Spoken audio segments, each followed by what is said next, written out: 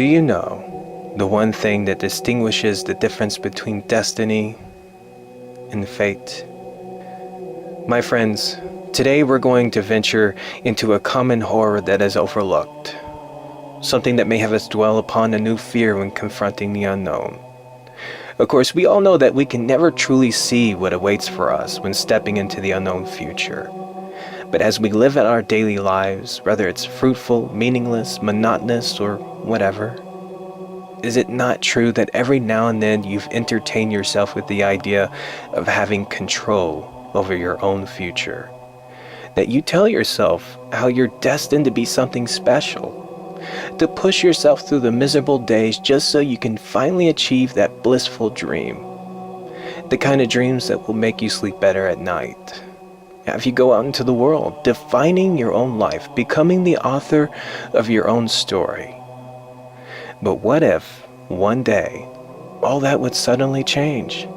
That without any warning, any preparations, your destiny is intercepted by an unexpected force, and suddenly you're thrown into a story that is out of your control. That, my friends, is what we would call fate, and the true horror within today's story.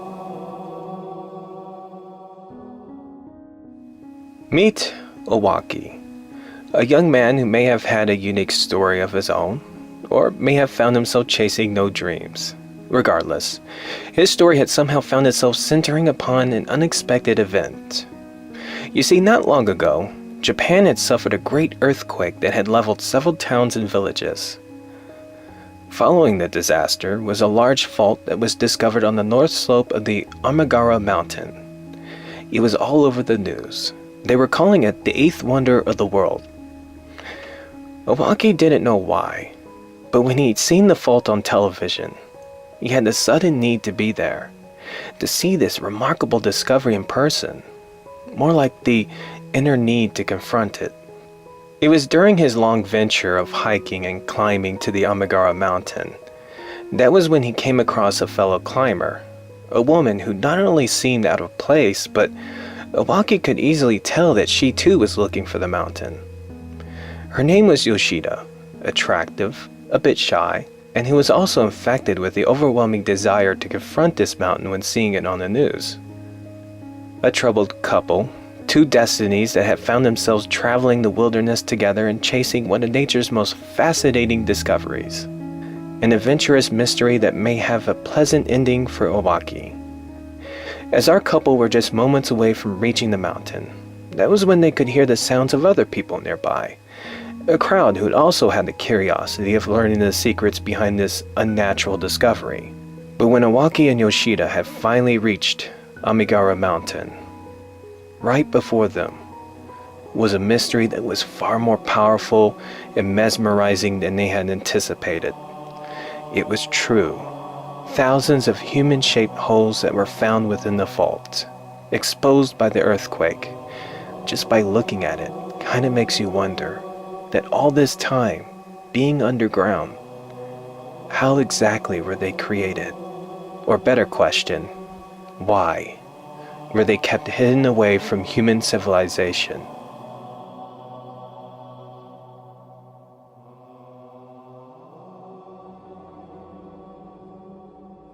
When the world was introduced to this discovery, teams of scientists, college researchers, had wasted no time on unraveling the secrets of the holes. Using a fiberscope to measure the depth of the holes, it seemed like the human silhouettes were far deeper than 30 meters, leaving researchers with the assumption that the holes must be curved within the mountain. But what was the most unsettling feature about these holes was the fact that there was no evidence that these silhouettes were created from the outside.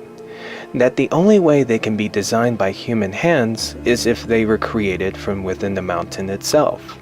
Of course, nobody could find an entrance of any kind, if there ever was one, but better yet, the silhouettes were ancient, and there was no technology that could give man the ability to create such wonders.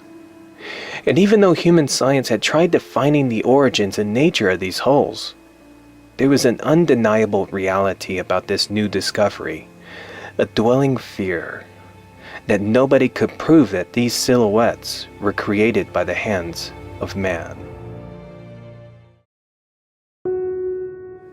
For some people, especially Yoshida, the magnificent view of the Amigara fault was of no importance, because her reasons for being at the mountain was far greater than some mysterious wonder.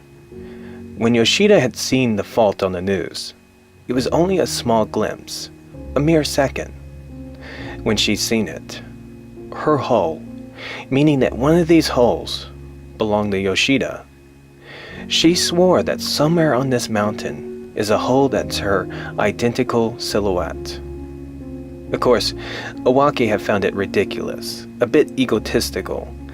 How exactly could something that's probably 1,000 years old be based off of Yoshida? And even though Ovaki was having a hard time believing Yoshida, suddenly, there was one guy who believed her when overhearing her bizarre claims.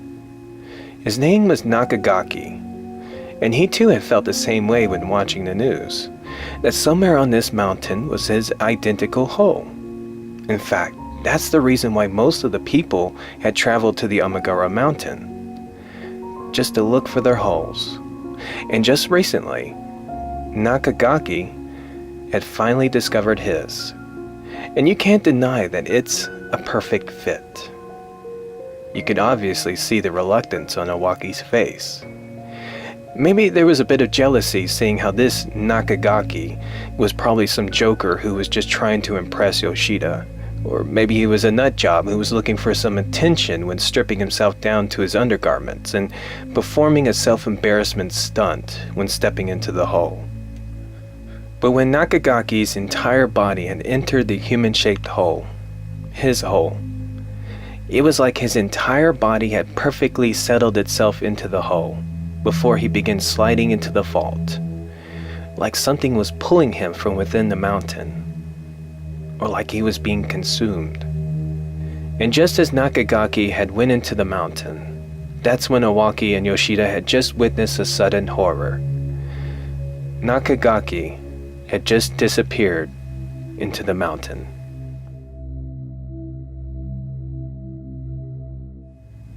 That day, the Enigma of the Amigara fault had become a story that had turned its entire focus onto the man who had disappeared within one of the holes.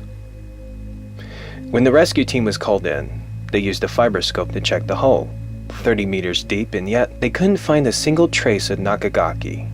When one of the members of the rescue team decided to enter the hole, someone who was about 5'2", he only made it about 5 meters before he was pulled out. The fact was, Nakagaki had disappeared into the mountain, and even though people claimed that it was a stunt gone wrong, for some reason, Ovaki felt that there was something more to this strange occurrence. It was an uneasy night for Ovaki, where his moment of outdoor slumbering would be infected with the discomforting thoughts of Nakagaki. A claustrophobic nightmare of someone who was still within the hole, hundreds of meters within the mountain, finding himself facing an uncomfortable horror when being unable to move. That Nakagaki's perfect silhouette was now being twisted, and yet, very slowly, there was something that was still pulling his body through the twisted frame. Somewhere within the Amigara mountain was a foolish man who was now overwhelmed with a claustrophobic terror, spending his long and final moments screaming for somebody, anybody, to help him.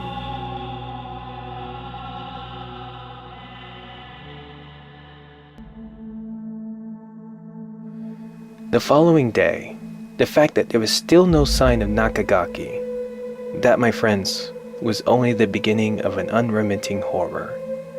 The man who walked into the hole had instantly made the news.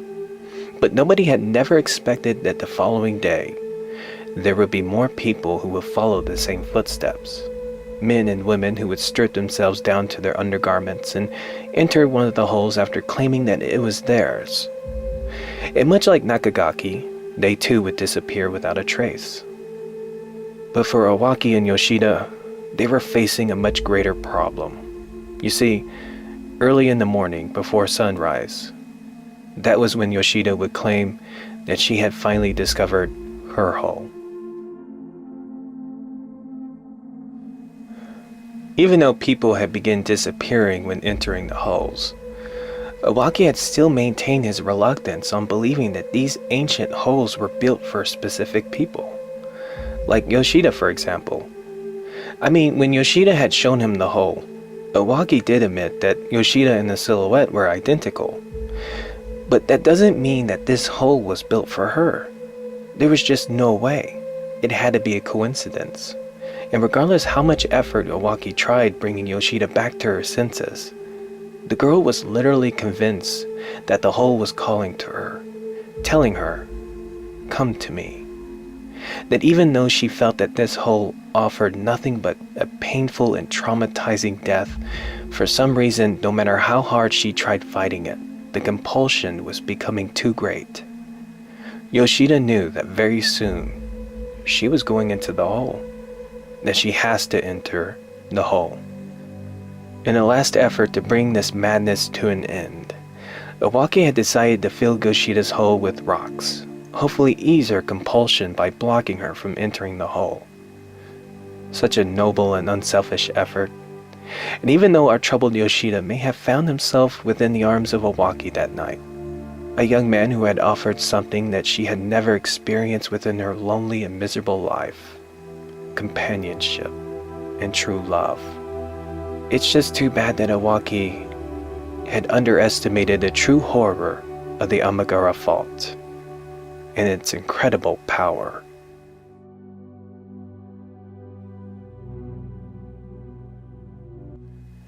The second night, Ovaki had a dream, but not just any dream. It was like he was reliving a single moment in time, an ancient time. And even though this was a different time, the strangest thing about this dream was how familiar it was.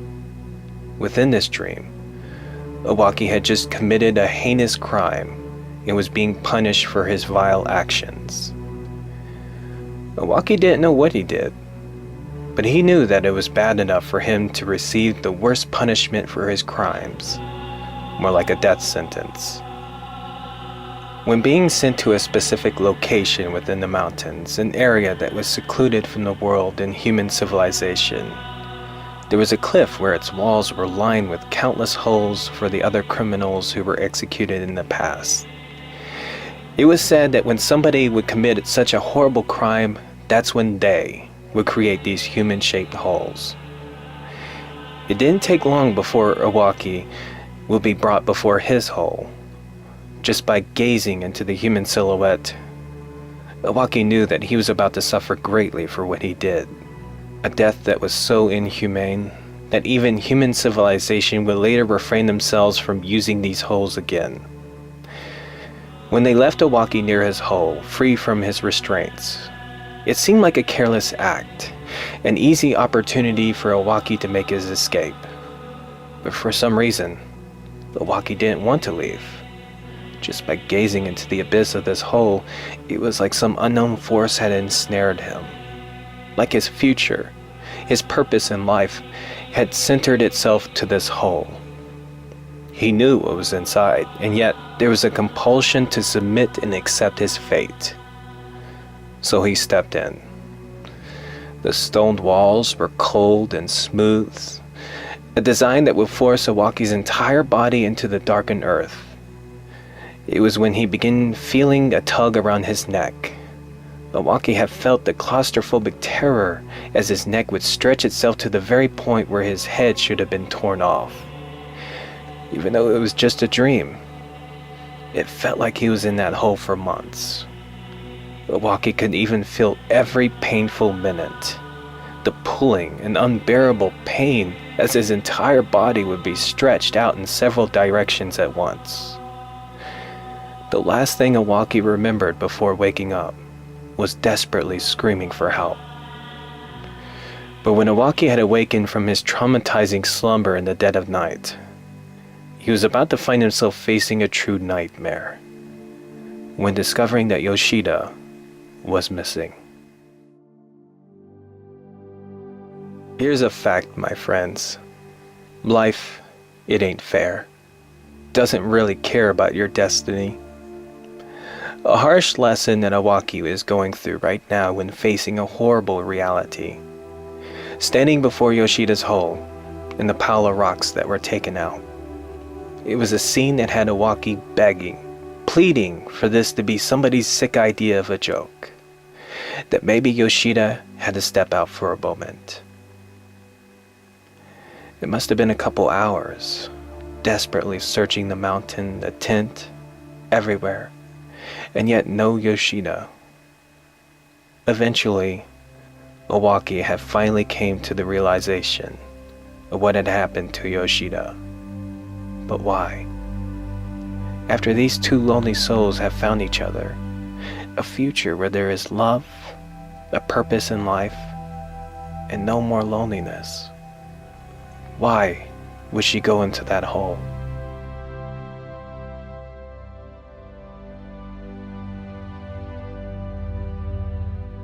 It must have been a coincidence when Ovaki had discovered it when accidentally dropping his flashlight. Or maybe it was fate. At first, it looked like any other hole. But giving it a second glance, that was when Ovaki had remembered it. It was the same hole from his dreams.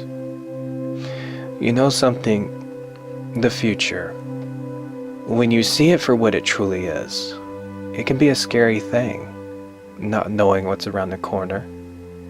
It's like looking into this hole, staring into the abyss, fearing the terrible consequences that await from within.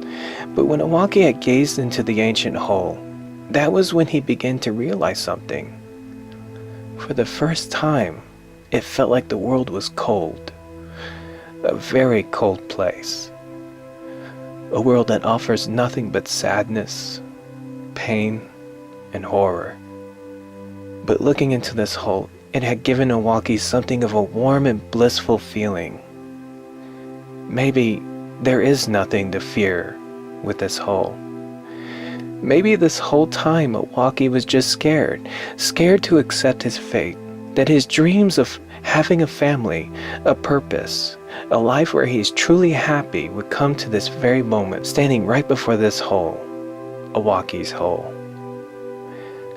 And removing his clothing, preparing to make that courageous leap, Ovaki knew that it was all going to be okay now, because Ovaki is going to be very brave and accept his fate.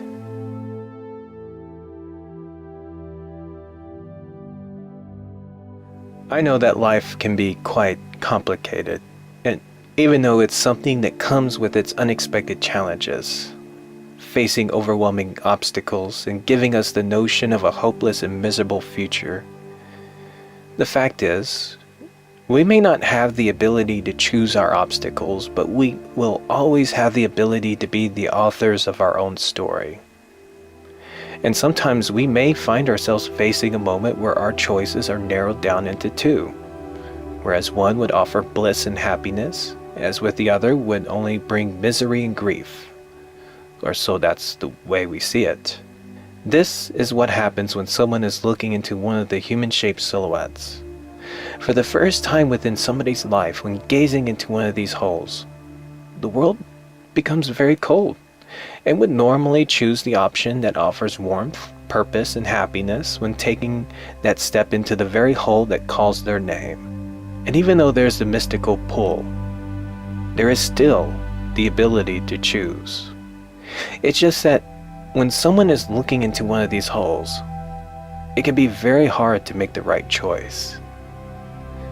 These holes, which were supposedly created during a barbaric time, and were meant for those who've committed the worst of crimes, it's most likely that they were not created through conventional methods, but through methods that are both unnatural and unearthly.